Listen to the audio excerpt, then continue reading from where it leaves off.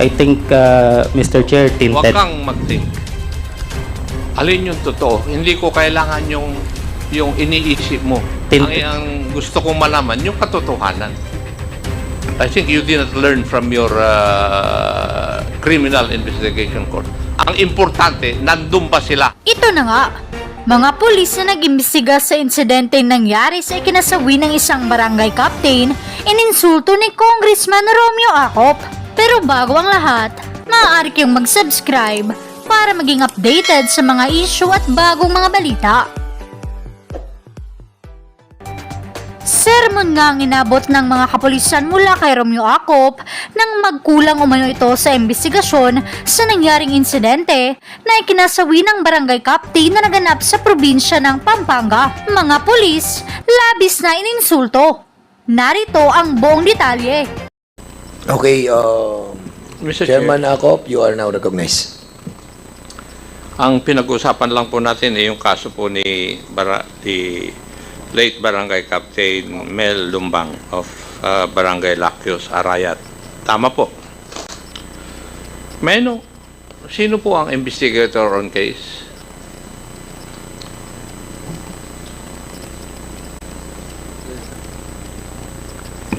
Sir, How long have you been an investigator?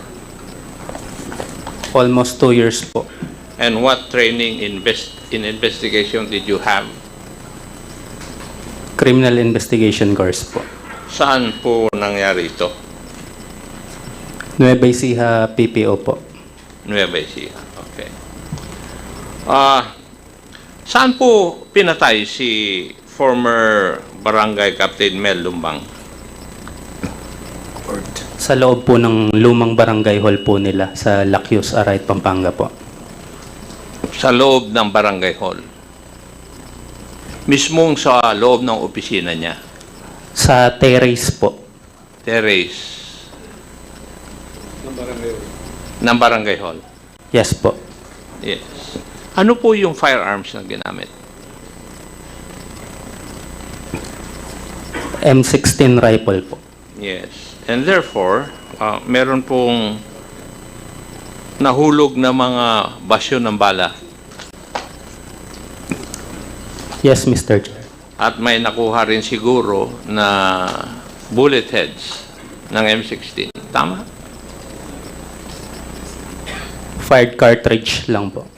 Wala yung bullet head sa katawan ni Juan? Wala kayo nakuha? Doon sa katawan ni the late Barangay Captain? Yung slugs? Wala po, Mr. Chair. Bakit hindi nyo pina-autopsy yung katawan ni Juan? The late Barangay Captain? Hindi ba pag namatay sa firearm, sa pagbaril, ino-autopsy ninyo yung mandatory yung autopsy ng katawan? Nag-execute po ng waiver for the conduct of autopsy po yung asawa po, saka po yung anak po ng biktima. Konsehala, would that be true? Totoo po ba yung allegation na yun? Konsehal Nag-execute Lumbang, po please. kayo ng waiver? Opo, Mr. Chair. Bakit po? Dahil alam naman po namin na sa bayan po ng Arayat, kahit na may mga ganyan po na proseso, wala pong nakukuhang hustisya, Mr. Chair. Alam naman po namin na Wala pong... nakukuhang hustisya po sa ganyan na pangyayari. Ay kung kayo po mismo opisyal ng ating gobyerno, kayo na mismo ang nagsasabi na walang nakukuha ng ustisya sa gobyerno, hindi po ba dapat mag-resign kayo? Dahil hindi po kayo naniniwala sa ating gobyerno? Mr. Chair, kami po naniniwala po sa ganyan na pangyayari. Kaya ngayon nga po, nandito ako para ilaban po yung kaso ni Mel. Kasi Pero, para ipaalam ko po sa inyo, Konsehala, importante po na makuha ng kapulisan yung cartridge at saka yung slug ng bala para ma-identify kung ano talaga yung baril na ginamit doon sa pagpatay sa inyong nasirang asawa. Kaya ganun po yung aking pagtatanong dahil yun po yung talagang protocol na pag-iimbestiga po sa kasong mga ganito. Kung kayo po mismo hindi naniniwala na kayo po ay makakakamit ng hustisya, bakit po kayo nandito ngayong araw na ito? Ang tagal na po na nangyari noong 1 taon. Di po ba? Paano ngayon magkakaroon ng ebidensya ng pulis na kung makuha yung gunman at saka yung baril na ginamit, paano mapapatunayan ng kapulisan na yung baril na yun ay yung baril ang ginamit sa pagpatay sa inyong nasirang asawa? Di po ba? Opo, Mr. Chair, lalo na po kami, ngayon lang po nangyari sa amin yung ganitong pangyayari. Hindi po na-explica sa amin ng kapulisan na importante yung kanilang gagawing autopsy sa kanya dahil sa oras po na yon talagang wala po kami sa aming pag-iisip para makapaggawa po ng desisyon, Mr. Chair. Thank you. Okay, decision po ninyo yon. Hindi naman natin may babalik pa yung nakaraan. Anyway, Mr. Investigator, ilang pong tao ang kasama ni Kapitan dun sa lugar? Madami po, Mr. Chair. So marami. Doon sa loob ng barangay hall, doon sa terrace. Yes po. Yes. Ni isa doon, wala pong nagtistigo. Wala po kayo nagtistigo na pipirma ng affidavit o magbigay ng statement. Wala po. Wala po kaming nakuha, Mr. Chair. Dahil natatakot din po sila sa seguridad po nila. Natatakot. Hindi po ba, pag natatakot po lahat ng tao, magagawa nga po yung mga lukulukong tao yung gusto nilang gawin. Hindi po ba? Yes, Mr. Chair. Alam mo rin siguro yung kasabihan na evil will triumph when good men do nothing. Yes, Mr. Chair. Yes. So, bakit hindi po niya sila mapilit? Kasi sabi niyo may dalaw po kayong witnesses. Bakit hindi yung mismo malapit kay Kapitan at nakakita doon sa gunman? Yun ang dapat mag-witness.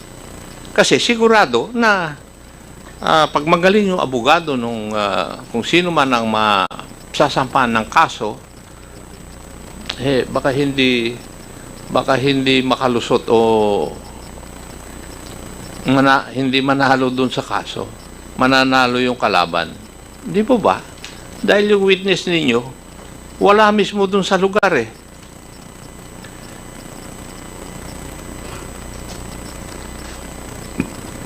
Gumawa po kami ng mga paraan, Mr. Chair, na kumbinsihin yung mga tao na possible na nakakita. But isa po sa kanila wala pong gusto or wala pong willing mag-testify, Mr. Chair. Okay. Now, ano po ba yung pinapipirmahan nyo doon kay Konsehala? Yung affidavit po niya, complaint affidavit po niya. Affidavit. Yes, Mr. Chair. Complaint. Okay. So, ayaw ni Konsehala na mag-complain. Ganun po ba ang ibig nyo sabihin? Ayaw niyang pirmahan yung affidavit complaint? In fact, Mr. Chair, Hindi, sagutin mo muna ako, Iho. Ayaw ba niya talaga? di ko po alam sa kanya, Mr. Chair. Konsehala, bakit ayaw niyo magreklamo? Gusto po namin, Mr. Chair. Ang ano lang po namin, kagaya po na sinabi ko kanina, nung pong inabot sa akin nga po itong papel at pinapipirma, sabi ko nga po, babasahin ko, hihingi ako ng copy. Binigyan po nila ako. Tapos nung po nakita ko may mga tao, may mga picture, may nakita po ako na witness na daw po ito, yun po yung hininga ko sa kanila na kung pwede ko po siyang makausap para dito sa mga salaysay po niya. Dahil dito po sa nakasaad dito sa salaysay ko na pipirmahan, ako po'y kumukonforme dun sa mga salaysay po nung witness. Kaya bago po ako magpirma, yun po yung hiniling ko sa kanila na kung pwede ko po siyang makausap para dito sa mga salaysay po niya na binitiwan dito sa papeles, Mr. Chair. Mr. Investigator, tama po ba yung sinabi ni Konsehala? Tama po, Mr. Chair. bakit kailangan niyang i-confirm yung statement ng mga witnesses? Eh, hindi naman niya kasama yung witnesses na yon, o hindi naman niya nakita na nandun yung witnesses during the commission of the crime. Bakit? Siguro, Mr. Chair, meron din po siyang agam-agam. Hindi ko tinatanong kung ano man ang nararamdaman ni Konsehala. Ang tinatanong ko, bakit niyo sinama doon sa affidavit complaint yung confirmation niya tungkol doon sa statements ng mga witnesses? Wala pong ganon, Mr. Chair. O sino nagsasabi sa inyong dalawa ngayon ng katotohanan? Dala-dala ko po itong papeles, Mr. Chair. To. Hindi ba affidavit of complaint lang naman yung kanyan na si Konsehala ay nagrereklamo laban dun sa mga alleged na pumatay sa kanyang asawa? Yes, Mr. No Chair. more, no less. Hindi Yes, dapat Mr. nyo sinama yung i-confirm niya yung statements ng mga witnesses. It is not supposed to be there sa affidavit of complaint. Oh.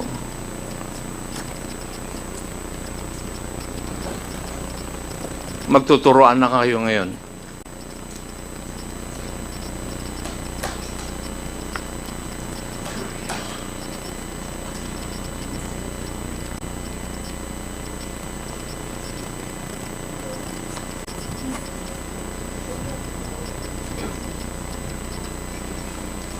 May I know who are the people giving you advice? Were they present or were they part of the SITG?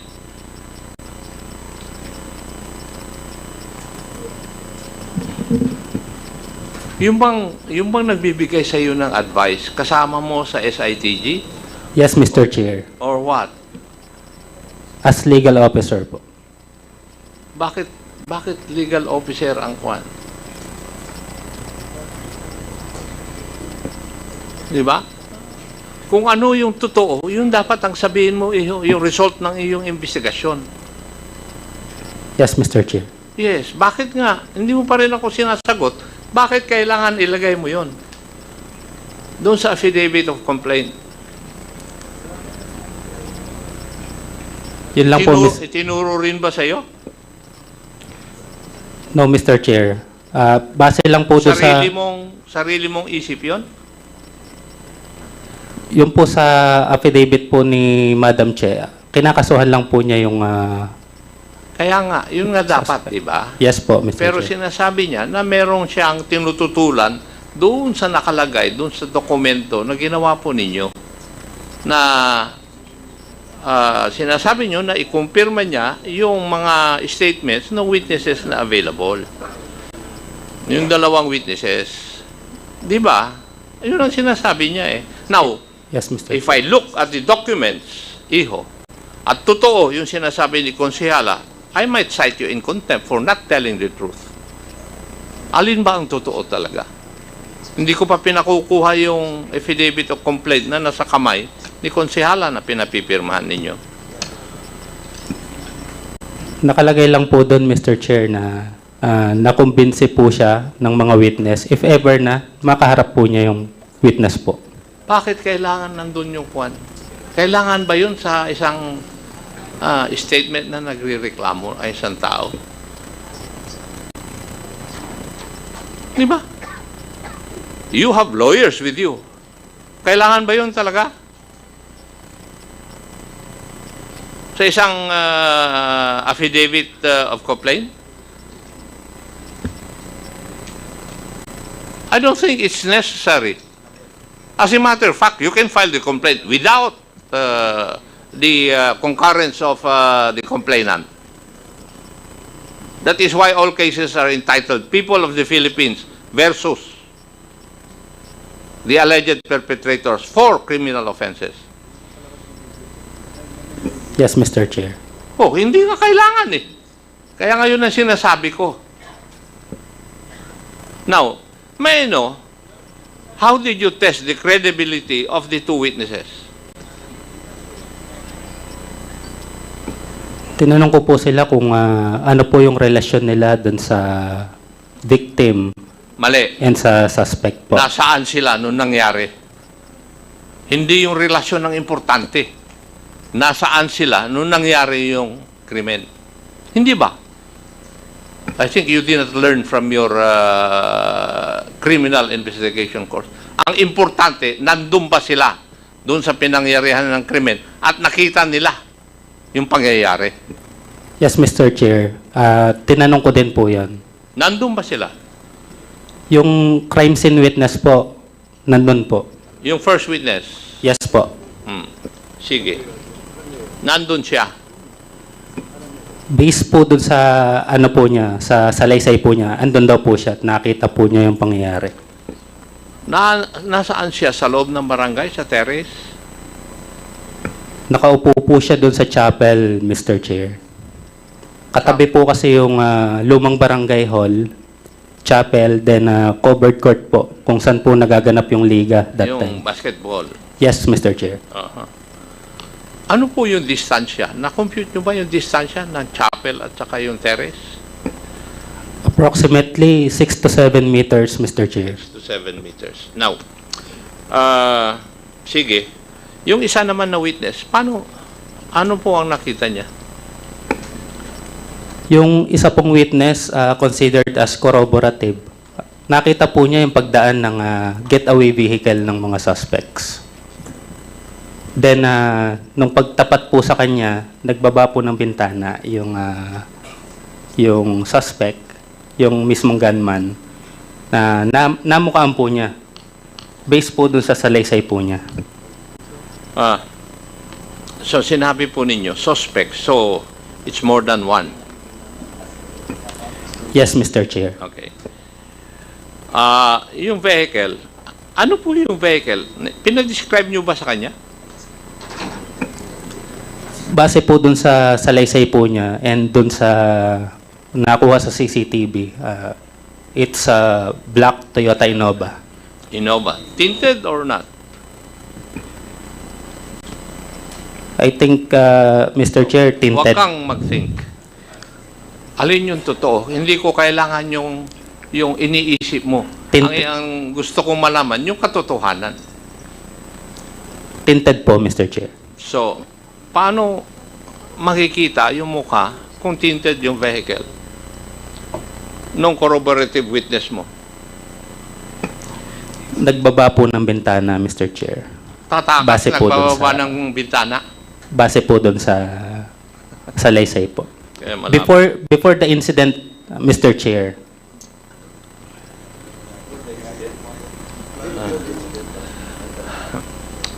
Now, matanong ko, ang ginamit na po na firearm ay M16, napakahaba.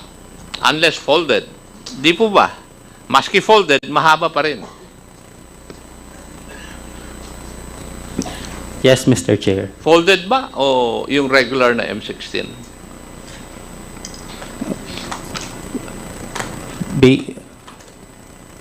Infant, sir. Infant. M16. Sino po ang nagsabi na infant baby 16 yun? Yung baby Armalite? Based po dun sa CCTV footage. So may CCTV footages kayo? Yes, Mr. Chair. Chairman, kanina tinanong ko, walang CCTV, nga may CCTV na. RD, tinanong ko yan kanina. Sir, meron pong CCTV footages of the actual shooting, sir. In fact, Wala eh. sir, if I may add, sir, at least at least aside, sir, ni Cap Lumbang retaliated, nakipagpalitan pa po ng putok. Yung mga kasamahan po niya na lumabas po doon sa barangay hall, it was Can you, clearly seen doon sa CCTV RD, pwede bang paki-submit in this committee the CCTV? Yes, Kasi we will parang submit, hindi Mr. kompleto yung Chair, istorya. Ngayon ko rin Yes, din nalaman, I was informed, na nagkaroon nga ng barilan. Kung nagkaroon ng barilan, nag-retaliate ang mga lumbang, edi wala kayong nakuhang witness doon? Nagbarilan, ha? Nakipagbarilan. Di yung mga nakipagbarilan sa mga grupo ni lumbang, di nakita nila kung sino yung mga kalaban nila.